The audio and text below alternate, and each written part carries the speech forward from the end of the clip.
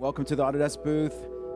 Very excited to continue our conversation about Flame. We talked a little bit about the changes to the subscription offerings and what that means from a business perspective. We talked about the shotgun workflow. We talked about the new features. We've got Stewie some cough drops.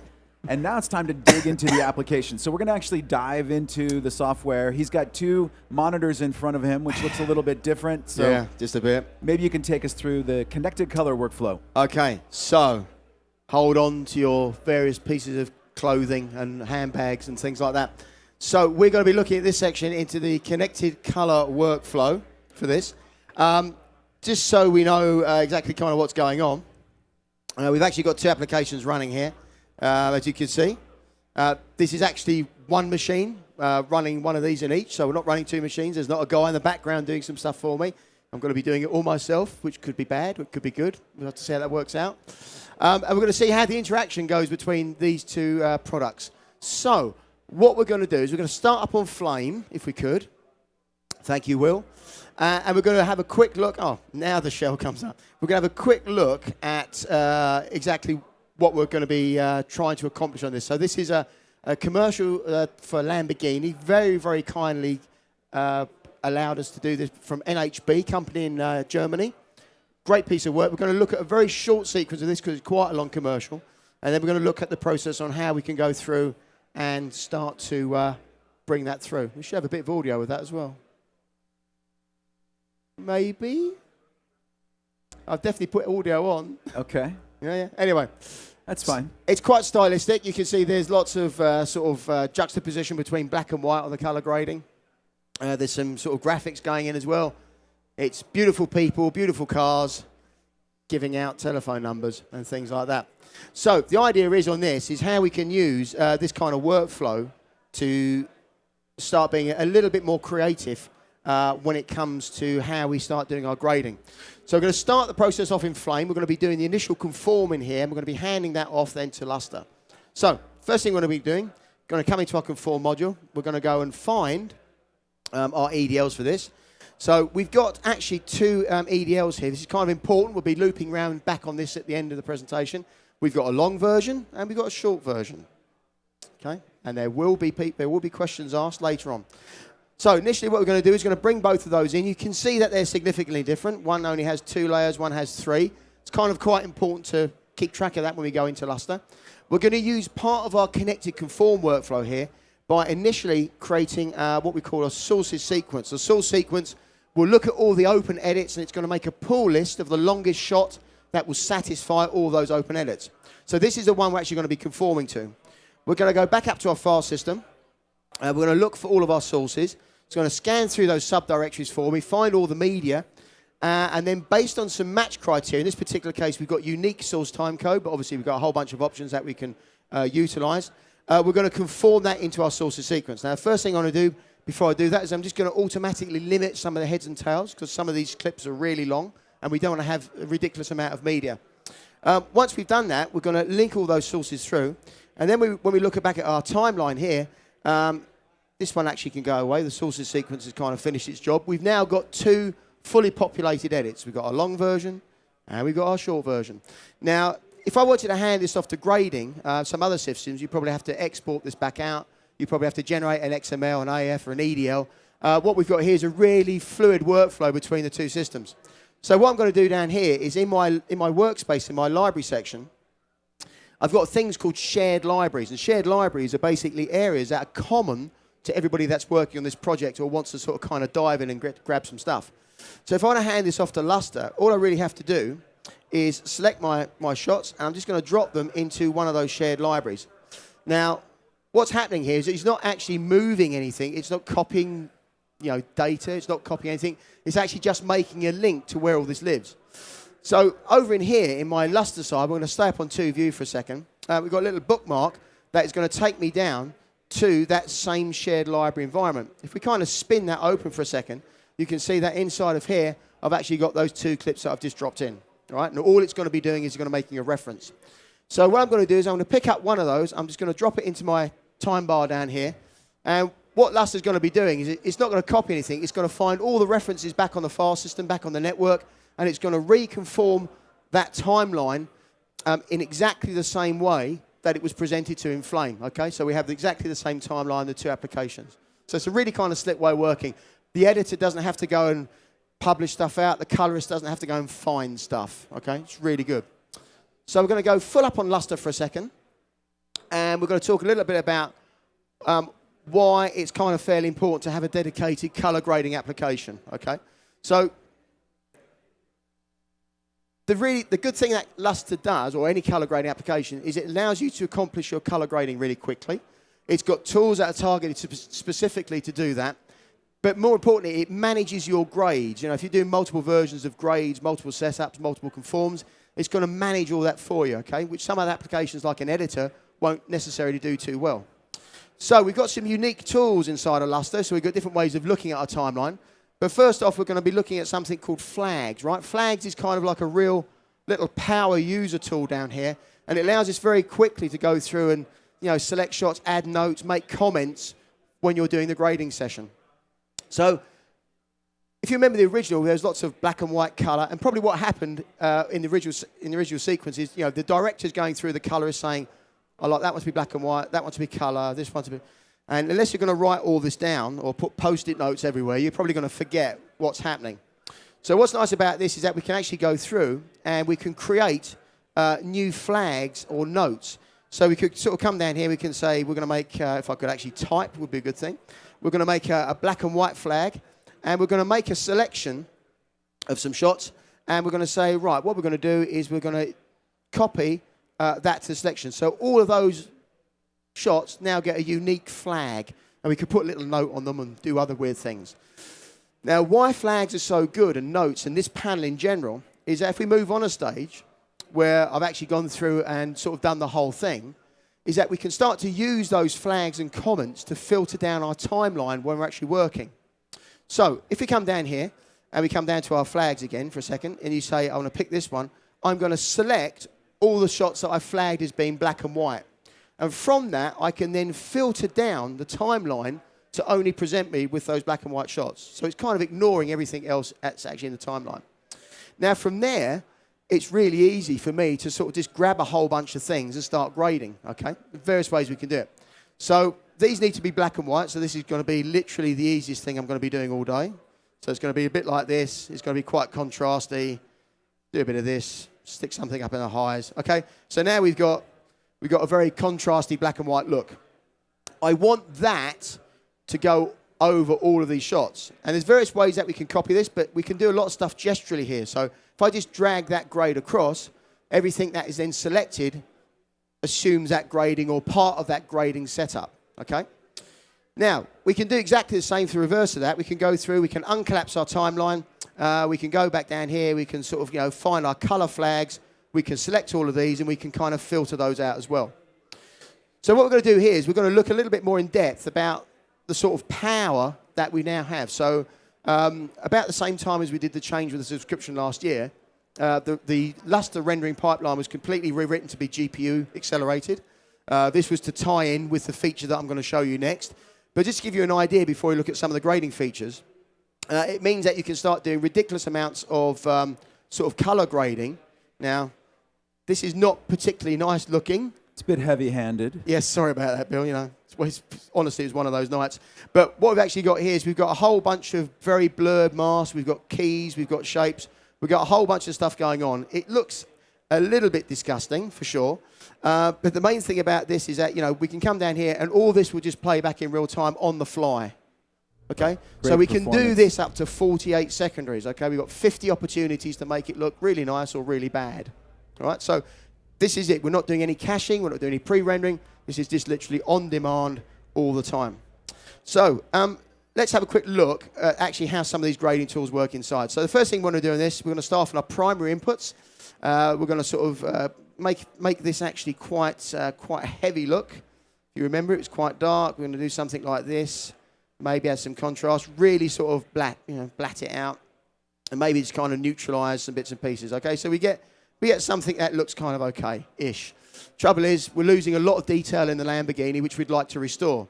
So going into one of our secondaries, our secondary tool here is just basically another point of grading, but secondaries also unlock all of our creative shapes and all of our creative keys and trackers. Okay, so we can go through and utilize these to start limiting how that grade works.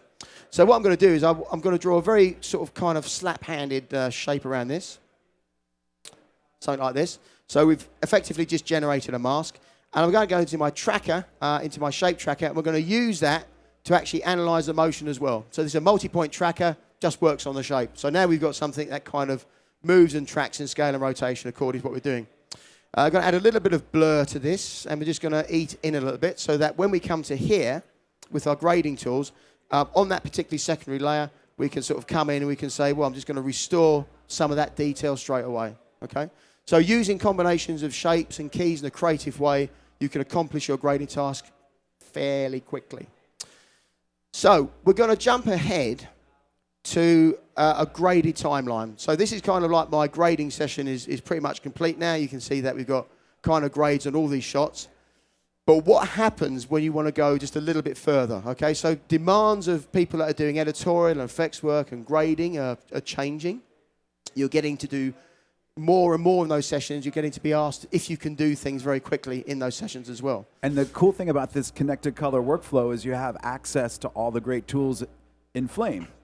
This is exactly it. So this is the thing that sort of makes this workflow really unique. So we're going to look at 3 examples, okay? We're going to look at sort of like an invisible effect. We're going to look at something that's kind of stylistic, editorial-wise. And then we're going to look at something that's very much a compositing-based kind of thing. So first off, we're going to look at this little section down here. So I've selected and filtered down 4 shots. These 4 shots, obviously this car's kind of driving around. We've got some things going on.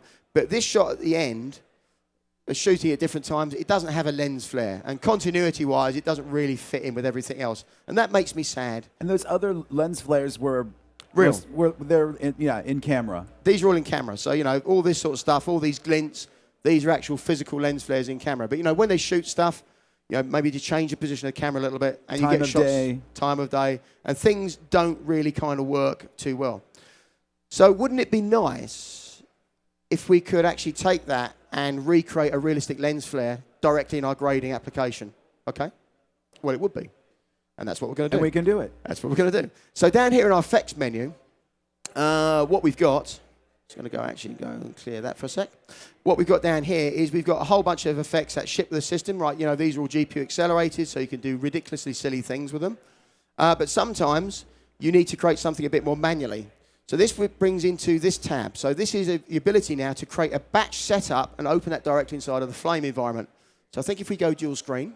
Yep. So batch being the procedural compositing area of Flame. So we connect to that. William? So we go to a 2-up, Will. 2-up, Will, please. Oh, thank you.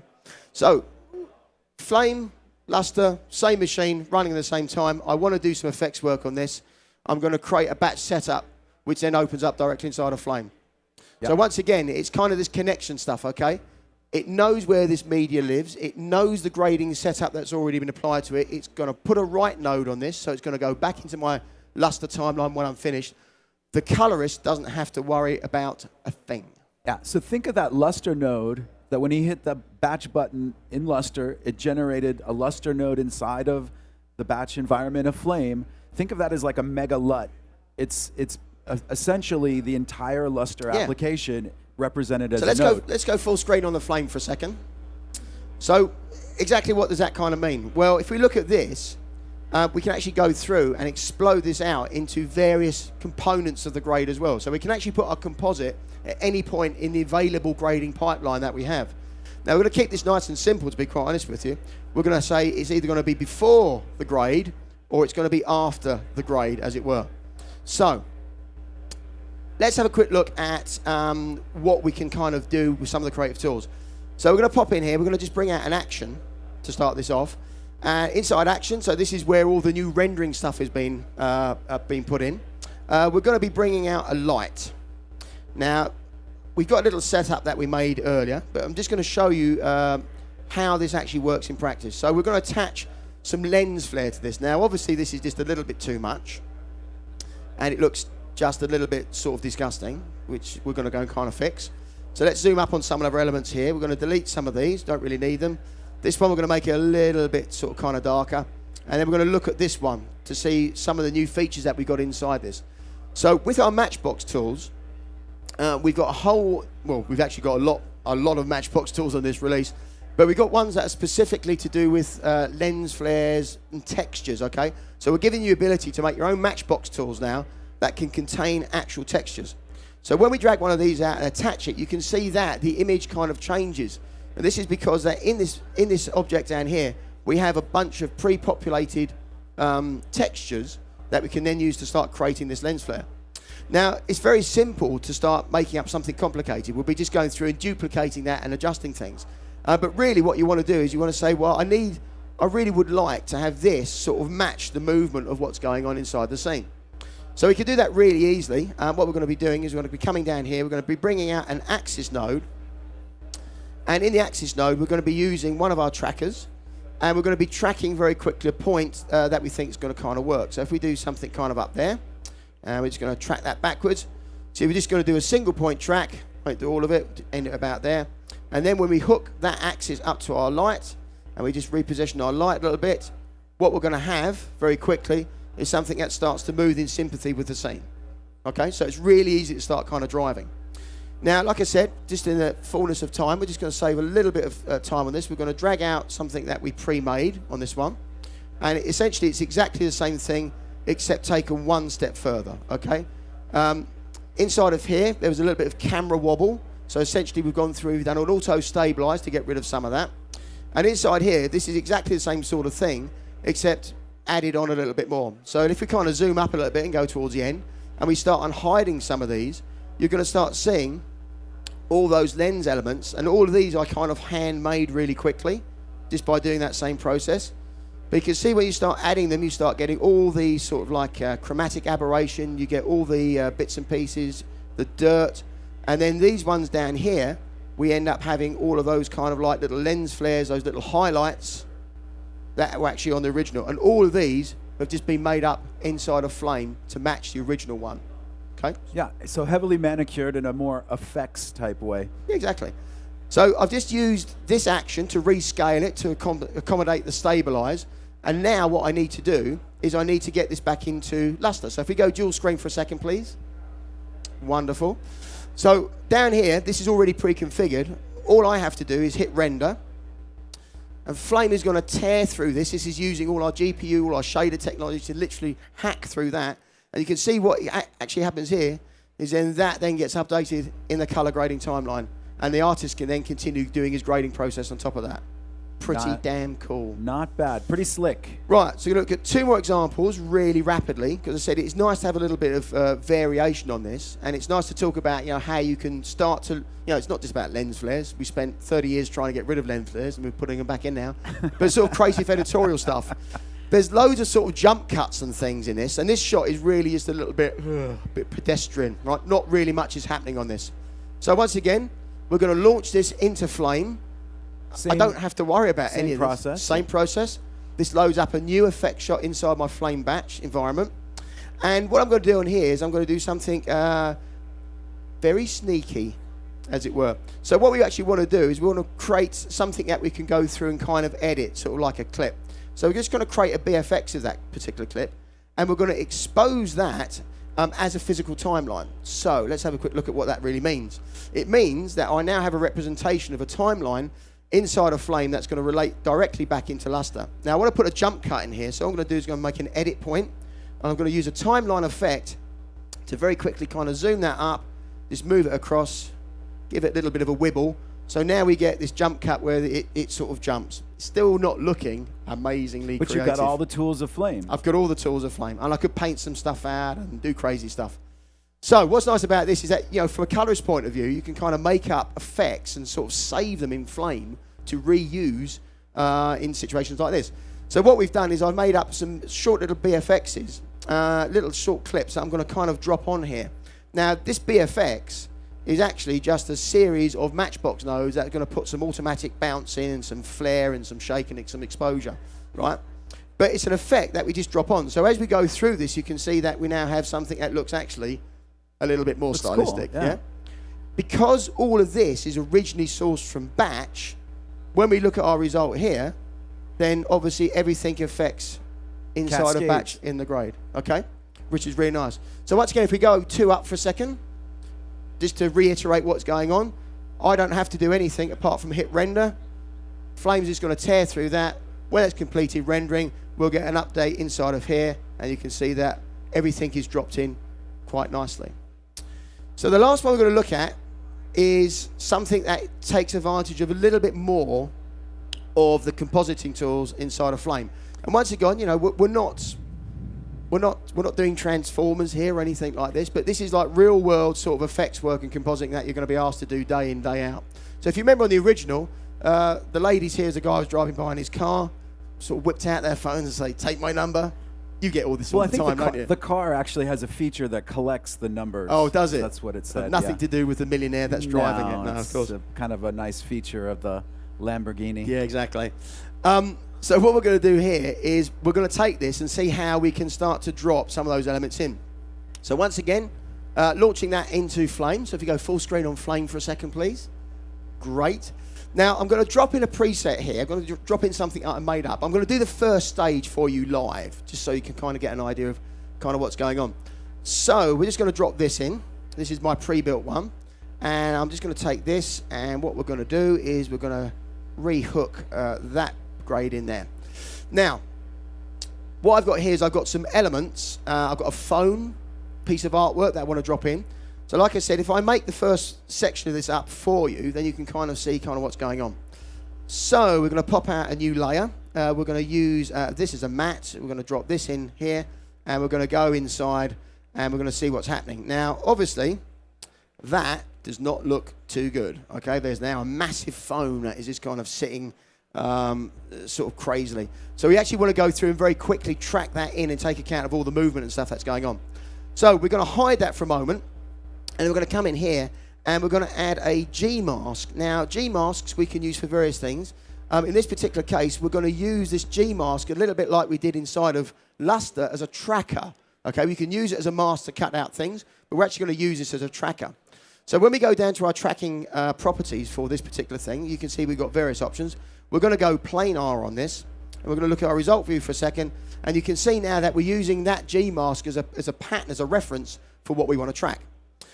We're going to just track this backwards for a second. You're going to see, you know, this is real. This is kind of like working with HD and 2K footage. Flame is going to scream through this, give you a nice, accurate track. Don't really have to worry too much about what's going on. Of course, if things did go slightly wrong, really easy to kind of stop, readjust the shape, and then can kind of continue on tracking. But this works really nice just on our face. Super. So we've now got that track. We're going to quickly disable the mask, and we're going to show our phone. Now, what's nice about this, all we have to do now is parent that information onto this, and you're going to see that that axis is going to drive all of that motion. Then we can just use the local axis for the phone just to kind of scale it down, kind of reposition it, and now we have something that looks just a little bit like we had on the final. And this is all the cool stuff you can do in Flame. Yeah, but again, remember, we're doing this in the grading suite. Yes. So this is a really good thing. So all we're really going to do on this is we're going to look at our pre-made setup here, which just takes that onto a step further. You can see it's basically the same kind of construct. We've added another piece of text. We've done a couple more masks. So the end result of this, when we look at it, is essentially that, you know, the phone kind of appears and then reveals a number. Right, it's just a little animation that goes across. The last thing we have to do on this is then obviously get that back into Lustre. So we're going to sort of come here. We're just going to process that through. If we could go dual screen, please. The anchor.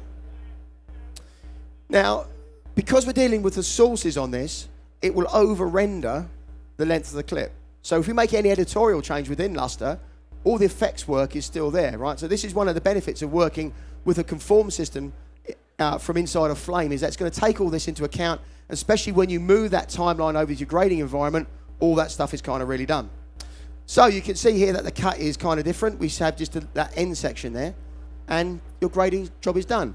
However, the big problem is this, is that we've done a load of grading, we've done some effect shots on some things, and as normally really happens in the real world, there's a new updated cut, there's a different version, there's a whole bunch of weird and crazy stuff that's kind of going on, and we want to be able to swap out that editorial change, but maintaining all of our grading and all of our effects in one go.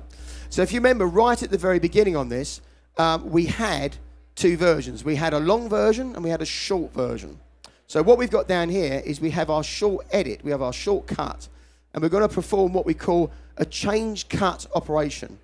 And what Lustre will do is it will use multiple parameters within the software to accurately match the footage to the grading and the animation and the effects. So it just automatically says, this was here, it now needs to go here. This effect was on this one, we now have to do that as well. So if we could go just dual screen for just a second, because obviously what we need to do is we kind of need to then get those effects re-rendered back in. So we're going to look at this. You remember this shot? This was the one we had our lens flare on. So there is an effect on there, but it needs to kind of be reprocessed. And if we just go down to our girls, just down here, and we're going to select this one, this needs to be done as well. So once again, from the artist's point of view, all we really have to do is we make a selection and just say, just resubmit those and get those to render in Flame. And because Lustre holds that information, it doesn't matter that, you know, that information may not be in Flame anymore. All the setups are actually held in the grade. So when we go and hit process, what you're going to see on the Flame side is it just go through and it will reprocess the effects, take into account the new editorial cut, and then swap those back into the Lustre Flame, back into the Lustre timeline for me. Everything is good. And that is what we mean by a connected color workflow. Well, I think it's actually concurrent connected color workflow. Coco is our nickname for this demo. An amazing job. And I want you to remember that everything that Stuart did in this presentation could be done by one artist without losing any momentum in the grading suite. Everything is just round tripping right back into the grading timeline. So amazing job, Stu. Thank you so much for taking us through that. I think it was a great set of examples, and I appreciate you even a little bit under the weather. You had your high energy as usual. So again, a big round of applause for Stewie. Thank you very much.